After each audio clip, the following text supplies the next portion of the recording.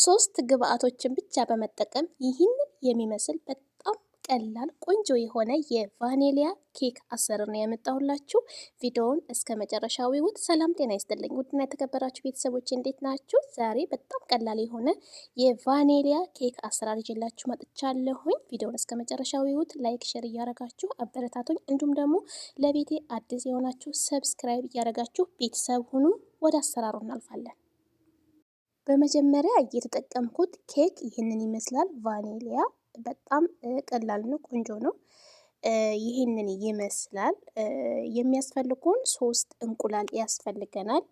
እንዲሁም ደግሞ 1 ኮፕ ውሃ ያስፈልገናል። ውሃ ሙቅ መሆን የለበትም፣ ቀዝቃዛ መሆን የለበትም። እንዲሁም ደግሞ ግማሽ ኮፕ ዘይት ያስፈልገናል። እነዚህን ግብአቶች ብቻ በመጠቀም በጣም ቀላል የሆነ ኬክ እንሰራለን ማለት ነው። እንቁላላችን ቢያንስ ግማሽ ሰዓት ከፍሪጅ አወጣችሁ ውጭ ላይ ቁጭ ማድረግ አለባችሁ። ሞቅ ማለት አለበት ማለት ነው። ቀዝቃዛ ሲሆን ብዙ እንትን አለ ኬክ ጥሩ አይደለም። እንደዚህ ከጨመርን በኋላ እንቁላላችንን ውሃውንም ዘይቱንም በአንድ ላይ ሁሉንም እንጨምርና በደንብ አድርገን እናዋህደዋለን። እናንተ በማሽንም መምታት ትችላላችሁ እንደፈለጋችሁ። ግን ይሄ በጣም ቀላል ነው። በጣም በቃ እንግዲህ እንኳን ቢመጣባችሁ ምን ልስራ ብላችሁ ማሰብ የለባችሁ። ኬክ መስራት ከፈለጋችሁ እንደዚህ በቀላል መንገድ መስራት ትችላላችሁ ማለት ነው። እንደምታዩት ዶቄቱ ሁሉም ነገር የተስተካከለ ነው። የጨመርኩት ያው ውሃ፣ እንቁላል እና ዘይት ብቻ ነው የሚያስፈልገው ማለት ነው። እንደዚህ እንትን እያልን እያዋሃድን እንጨምራለን ዶቄታችንን። ዶቄታችን ከጨመርን በኋላ በደንብ አድርገን እናዋህደዋለን።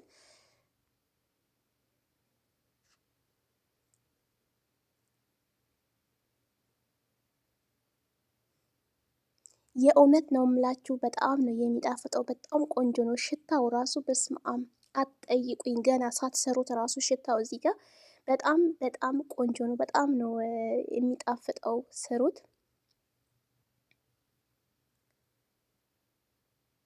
ምናልባት ያልተዋህደ ነገር ካለ ዶቄት ካለው እንደዚህ በስፔቱላ በደንብ አድርገን እናወለን። በነገራችን ላይ ይቺ በጣም ጠቃሚ ናት። በጣም ቆንጆ ናት ስፔቱላ ማለት ነው። ሉርባክ ነው ከታች ያደረኩት። የሉርባክ ቅቤ የገበታ ቅቤ ነው የተጨመርኩት ከታች እንትኔ ላይ ፓትራይ ላይ ማለት ነው። ዶቄትን መጨመር ትችላላችሁ። እንዲሁም ደግሞ ወረቀት ዘብዳ እሱንም መጨመር ትችላላችሁ። እኔ ያጨመርኩበትም እንደምታዩት ቅቤ ብቻ ከጨመርኩ በኋላ ያዘጋጀነውን ኬክ እጨምራለሁ ማለት ነው። ለ35 ደቂቃ ነው ያቆየሁት። በ140 ዲግሪ ሴልሲየስ ያደረኩት። እናንተ እንደራሳችሁ ኦቭን ማድረግ ትችላላችሁ። በ160ም ሊሆን ይችላል፣ በ180ም ሊሆን ይችላል። እንደ ኦቭናችሁ ማለት ነው። ከ35 ደቂቃ በኋላ ይህንን የሚመስል በጣም ቆንጆ ቀላል የሆነ የሚያምር ኬክ ሰርቻለሁኝ።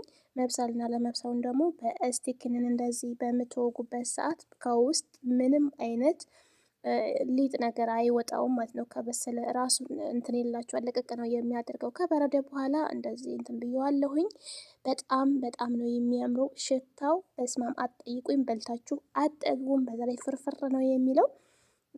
ስሩና ሞክሩት። ሀሳብ አስተያየታችሁን ኮሜንት ላይ አስቀምጡልኝ። እንደምትወዱት ተስፋ አደርጋለሁኝ። በጣም በጣም ጠፍቻለሁኝ። አይ ነው አሁን ወደ ስራ ይመለሳለሁ። በነገራችን ላይ እንኳን ለአዲስ ዓመት በሰላም አደረሳችሁ። እንኳን አደረሳችሁም አላልኳችሁም። በዚሁ አጋጣሚ የዛሬው ቪዲዮ ይህንን ይመስል ነበር። በሌላ ቪዲዮ እስክንገናኝ ባይ ባይ።